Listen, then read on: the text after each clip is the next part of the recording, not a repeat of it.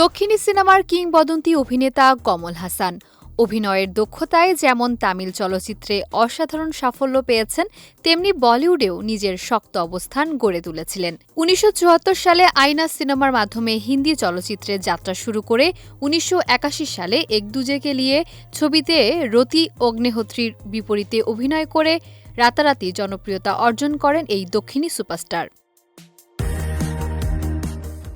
বলিউডে দারুণ সাফল্য ও জনপ্রিয়তা অর্জন করলেও কমল হাসান সেখানে স্থায়ীভাবে ক্যারিয়ার গড়েননি।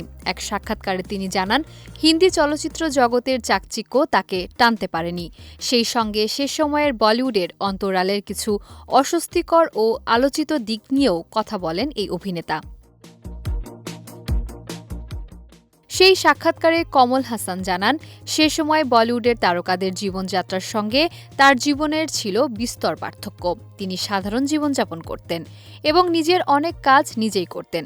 অন্যদিকে অনেক বলিউড তারকা একসঙ্গে একাধিক ছবিতে অভিনয় করে বিলাসবহুল জীবন কাটাতেন। এই পরিবেশ তার কাছে স্বাচ্ছন্দ্যকর মনে হয়নি, তাই বলিউডে স্থায়ীভাবে কাজ করার আগ্রহ তৈরি হয়নি। কমল হাসানের ভাষ্য অনুযায়ী, বলিউড থেকে দূরে থাকার কারণ শুধু জীবনযাত্রার পার্থক্য ছিল না।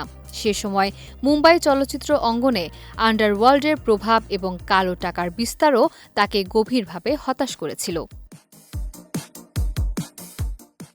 এই প্রসঙ্গে কমল হাসান বলেছিলেন, ওখানে আন্ডারওয়ার্ল্ডের যোগাযোগ ছিল, আমি থাকতে চাইনি। আমি সিদ্ধান্ত নিয়েছিলাম কালো টাকার সঙ্গে কোনো সম্পর্ক রাখব না। আমি এতেই খুশি ছিলাম। সাধারণ গাড়িতে চলাফেরা করেছি, তাতে সমস্যা হয়নি। মূলত সততা আর নিজস্ব নীতিতে অটল থাকতেই বলিউডের মোহ ত্যাগ করে চেন্নাইয়ে ফিরে যান তিনি।